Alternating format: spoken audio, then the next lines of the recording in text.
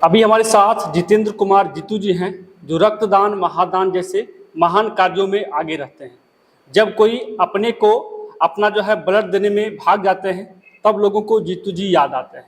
आज हमारे साथ बातचीत करने के लिए जुड़े हैं और सोशल मीडिया पर ऐसा चल रहा है कि बिहार विधानसभा चुनाव में जीतू जी अब चुनावी मैदान में उतरने वाले हैं।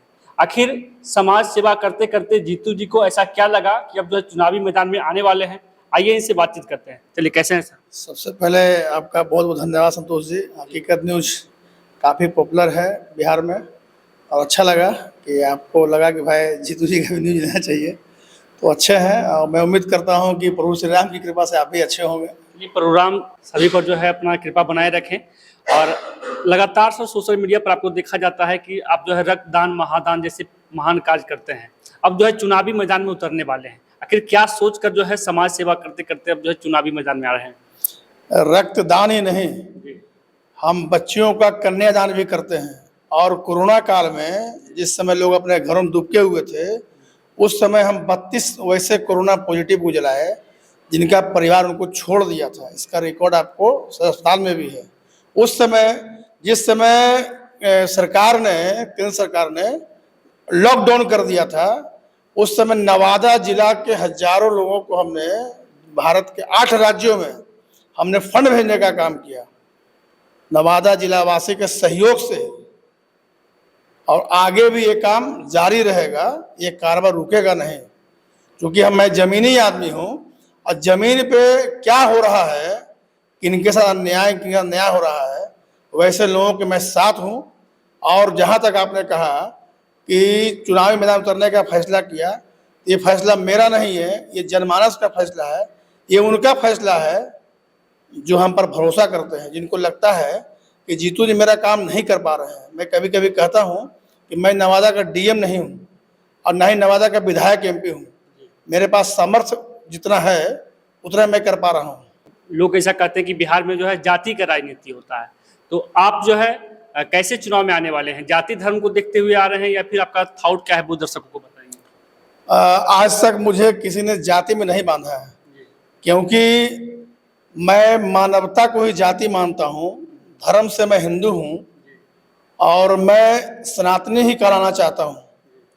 और सनातनी हूँ इसलिए मैं सबके कल्याण की बात करता हूँ। किस पार्टी से आने वाले हैं? पार्टी तो मैं भाजपा समर्थक कहलाता हूँ। मेरी पूरी कोशिश रहेगी कि भाजपा का ही टिकट लूँ। जीतू जी मैदान में उतरते हैं तो उनका प्रमुख मोटो क्या है? क्या क्या उनका कह सकते हैं रणनीति है? शिक्षा भी है, स्वास्थ्य भी है, क्योंकि स्वास्थ्य आप देख सकते हैं अस्पताल में। मैं नवादा में एम्स जैसा फैसिलिटी नवादा अस्पताल देना चाहता हूँ, तो कई चीज़ों की कमी है। और मैं स्थानीय विधायिका से, पूर्व विधायक कौशल जी से मैं कहा था कि आप कम से कम सर सप्ताह में एक दिन भी, अगर आधा घंटे, जिसमें विधायक थे उस समय, अगर आप आते हैं तो यहाँ का कायाकल्प चेंज हो जाएगा। यदि जितेंद्र कुमार जीतू को लोग समर्थन करते हैं तो क्या लगता है आगे किस प्रकार से कार्य करेंगे? जमीन पर उतर के कार्य करूंगा, क्योंकि मैं कई चीजों को देखा हूं और देखते आया हूं। मैं एसी में नहीं बैठता हूं, मेरे पास मेरे कमरे में एसी नहीं है, ओनली फॉर पंखा है, और पंखा में बैठता हूं। कभी पंखा बंद करके बैठता हूं, क्योंकि कई घरों में पंखा भी नहीं है। तो मेरी पूरा प्रयास रहेगा कि जो देखते आया हूं, जो कमी देखते आया हूं, उसको पूरा करूं। लगातार सर आप सोशल मीडिया पर बने रहते हैं कि जब लोगों को ब्लड की आवश्यकता होती है तो आप आगे जाते हैं, जबकि अपने को अपनों ब्लड देने के समय इधर उधर कहते हैं कि नहीं हमारे पास खून नहीं है, हमारे पास ब्लड नहीं है, भागने लगते हैं। लेकिन आप अजनबी के लिए आगे आते हैं। आखिर क्या सोचकर आगे आते हैं? वो मेरे लिए कोई अजनबी नहीं है। जो मुझे दिल से याद करता है मैं उसका ही होकर आ जाता हूँ, क्योंकि मुसीबत में इंसान भगवान को याद करता है या तो फिर उसको याद करता है जो उसकी इच्छा को पूरा कर सकता है। तो मुझे खुशी होती है कि मुझे भगवान ने सामर्थ्य भी दिया है, और मैं भी जिसको बोलता हूँ, यहाँ से लेकर दिल्ली, पटना, हरियाणा, चाहे हैदराबाद हो, चाहे देहरादून हो, हर जगह से मुझे कॉल आता है और हर जगह मैं कोशिश करता हूँ और हर जगह सफल ही हो जाता हूँ। कभी कभी असफल भी हो जाता हूँ, लेकिन 90% दिल से काम करता हूँ, सफल भी हो जाता हूँ। क्या लगता है चुनावी मैदान में आएंगे तो जिस प्रकार से लोग जो है पैसा के बल पर या फिर जाति को देखते हुए वोट देते हैं, तो जितेंद्र कुमार जीतू को लोग समर्थन करेंगे? जो भी प्रत्याशी मैदान में हैं और जो पहले से थे, सबके पास पैसा होना उसकी उनकी ताकत है। अब मेरे पास नहीं होना ही ताकत है। मेरे पास शक्ति जनमानस का है और वही मेरी ताकत है। अभी हाल फिलहाल में आपने देखा होगा 2022 में चुनाव हुआ नगर परिषद का, तो हमारे प्रत्याशी थे कंचन विश्वकर्मा।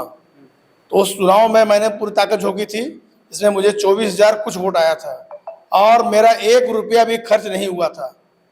ना ही मैंने कोई भी पोलिंग यूनिट खड़ा किया था, वोट लिस्ट तक मैंने नहीं खरीदा था। मेरा प्रचार काफी कमजोर था।